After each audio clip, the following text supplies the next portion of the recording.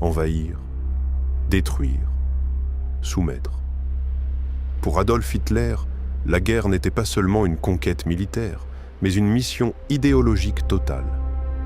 Des villes anéanties, des peuples exterminés, une Europe plongée dans la terreur. À mesure que le Troisième Reich étend son emprise, la violence devient un instrument politique assumé, une méthode de domination systématique.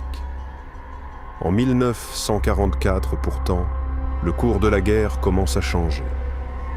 Les forces alliées progressent, mais le conflit reste long, meurtrier et incertain. Dans les cercles les plus secrets du pouvoir britannique, une question interdite surgit. Et si cette guerre pouvait s'achever non par une invasion massive, mais par l'élimination d'un seul homme? Cette idée, impensable en temps de paix, devient soudain envisageable. Car au sommet de l'Allemagne nazie, Hitler concentre tous les pouvoirs. Il décide seul, impose ses choix militaires et refuse toute remise en question. Pour certains stratèges, il est la clé de voûte du système nazi. Pour d'autres, il est devenu sa principale faiblesse. Au cœur de cette réflexion se trouve une organisation clandestine britannique peu connue du grand public. Le Special Operations Executive, plus connu sous le nom de SOE, créé en 1940 sur ordre direct de Winston Churchill, le SOE a pour mission de mener une guerre secrète derrière les lignes ennemies. Sabotage, soutien aux réseaux de résistance, opérations de désinformation, tout est permis pour affaiblir l'axe de l'intérieur. Les agents du SOE sont recrutés pour leurs compétences, mais aussi pour leur capacité à disparaître. Ils apprennent à manier des explosifs, à transmettre des messages codés, à résister à l'interrogatoire, et surtout à opérer seuls, sans soutien, dans des territoires occupés. Certains gadgets mis au point spécialement pour eux sont aussi ingénieux que mortels. Armes silencieuses, explosifs dissimulés, dispositifs conçus pour tuer sans bruit. L'assassinat fait partie de leur arsenal.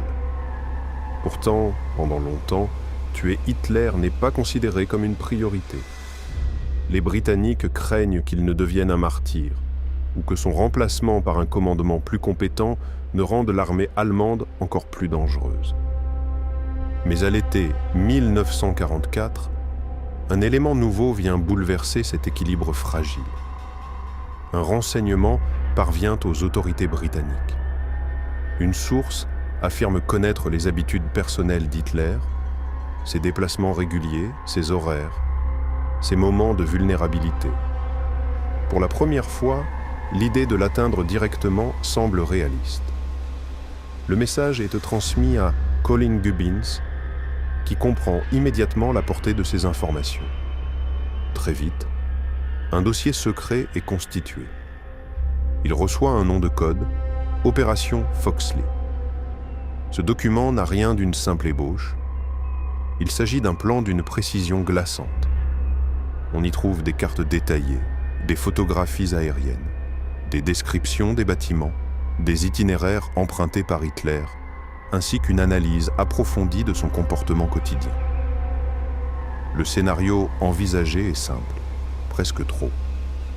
Un tireur d'élite, positionné sur un chemin forestier qui Hitler emprunterait lors de ses promenades, pourrait tirer à courte distance. Les probabilités de réussite sont jugées extrêmement élevées. Mais une chose est certaine, l'agent chargé de cette mission aurait très peu de chances de survivre. La question devient alors politique et morale. Faut-il tuer Hitler? D'un point de vue militaire, certains estiment que ces erreurs stratégiques profitent aux Alliés. D'un point de vue plus large, sa disparition pourrait écourter la guerre et sauver des centaines de milliers de vies. Le débat remonte jusqu'aux plus hautes sphères du pouvoir britannique. Churchill est informé. Il ne donne pas d'ordre direct. Il n'interdit pas non plus l'opération. Foxley est autorisé à exister, à être étudié, peaufiné.